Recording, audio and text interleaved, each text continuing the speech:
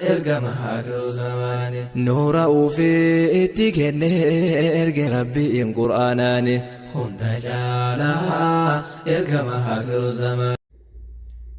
Halo, assalamu alaikum warahmatullahi wabarakatuh. Kabajamoo fi jaallatamoo hordoftoota Jamiilaa. Nagaan Rabbii guddaa isiniif haa ta'u. Akkam jirtan nagaa keessanii hundumti keessan bakkuma jirtanii nagaan Rabbii guddaa isiniif haa ta'u isiniin jedha obboleeyyan tiyya. Ani Hajjee Entertainmentiidha. Hadha wanti gara mana Jamiilaa na fidee fi obboleettii teenya Jamiilaa akkuma beekamu yeroo dhiyoo montaajii taate. Obboleettii teenya tanaan baga gammaddee jechuun dhufe. Obboleettii teenya Jamiilaa baga gammaddee siin jedha, baga firii dadhabbii keetii argite baga gammaddee hedduutu akkasii gammadee jira. Congratulations siin jedhee jira, hedduutu akkasii gammadee jira obboleettii teenya. Akkasuma immoo akka jabaattee itti fuuftee hojjettu abdii sirraa qabaa, akka jabduu taates hin beekna. Gara fuulduraatis waa hedduu sirraa eegna, jabaadhu obboleettii teenya. Gammachuun kee immoo gammachuu kan kooti jechuu. Ati naa gammadde jechuun ani gammade jechuu. Ati Jamiilaa anaaf nama addaati, hedduu takka si galateeffadha, hedduu takka si jaaladha. Naaf jabaadhu, naaf guddadhu siin jedha. Kana caalaa guddadhu, mul'adhu, kana caalaa argamii gara fuula duraatis siin jedha. Obboleettii teenya hedduu takka si gammadee jira dhugaa siin jedha.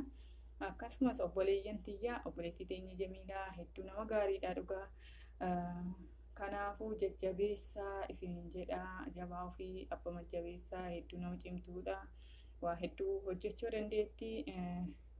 Kanaafuu jajjabeessaa obboleettii teenya Jamiilaa. Ati immoo waan babbareedaa akka nuuf iddee gara fuulduraatti dhuftu abdii sirraa qabna. Kanaafuu jajjabaadhu, baga gammaddee an gammachuun kee anaaf gammachuu koo jechuudha. Kanaafuu congratulations irra deebi'ee siin jedha habibtii tiyya. Hedduu takka sii gammadee jira. Gammachuu koo siif ibsachuu dhufe gara fuulduraattis sissifuu fi jabaadhaa. Share, like, subscribe godhaa fi obboleettii teenya jajjabeessaa bira dhaabadhaa isiniin jedha obboleeyyan kiyya. Yeroo gaarii qabaadhaa. Atis nama deemtee jajjabeessuun obboleeyyan tee ijoollee Oromoo hunda isaanii jajjabeessuun bira dhaabbadhu siin jedha obboleettii teenya. Akkasuma hundi keessan wal jabeessaa, isin jaaladhaa, isin kabajaa hedduu takka.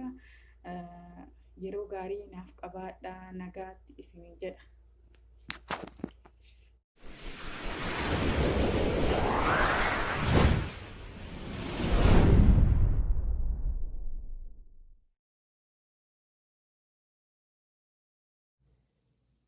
Assalamu alaikum warahmatullahi wabarakatuh.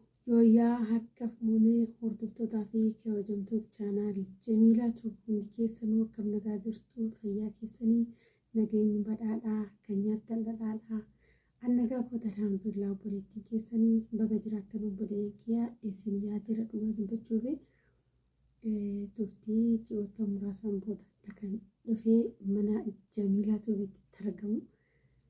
Egaa obboleettiin teenya Jamiilaan moonii taateerti.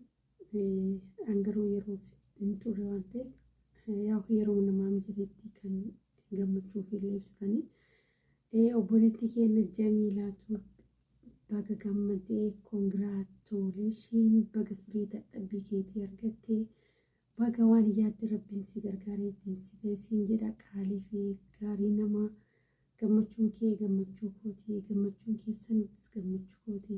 Baay'ee tokkoon isinii gammadeera, baay'ee tokko natti toleera. Maaliif jennaan namni tokko waa wayii hin hojjedha jedhee hojjetee yeroo fiixaan osoo hin baane hafu hamileen isaa hin cabaa, qalbiin isaa hin cabaa.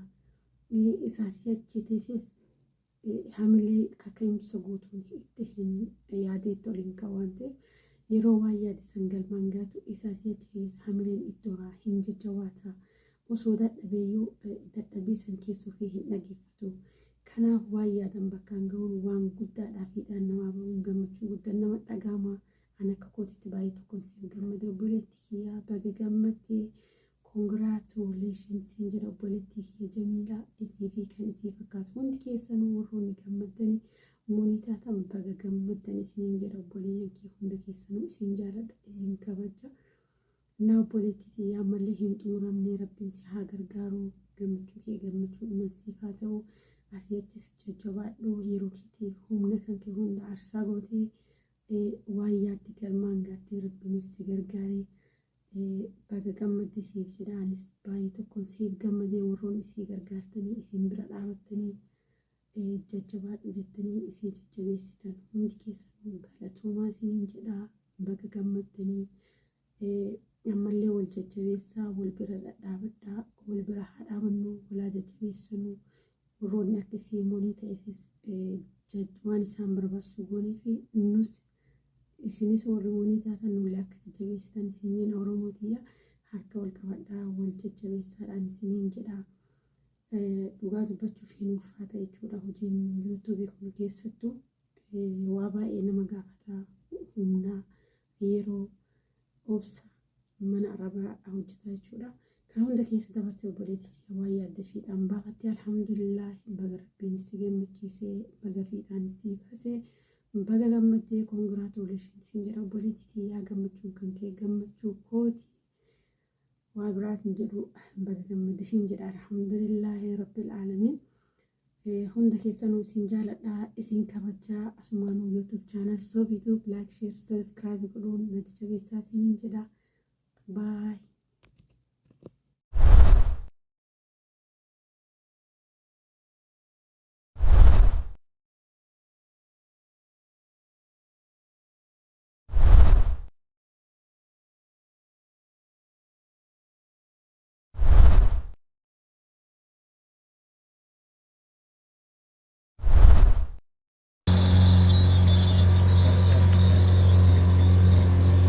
السلام عليكم ورحمة الله وبركاته. كم جرتون دمتك سنيو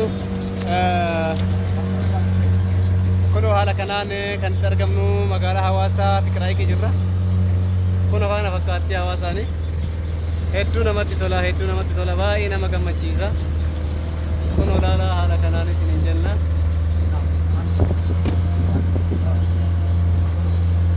كنا فكرتي سنين جنة لا وجه دمبيتني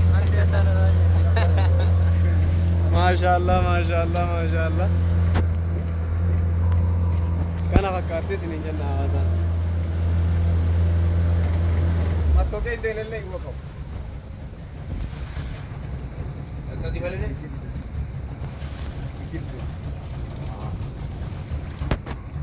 كان فكرتي سنين جنة هواسا ما شاء الله ما شاء الله ما شاء الله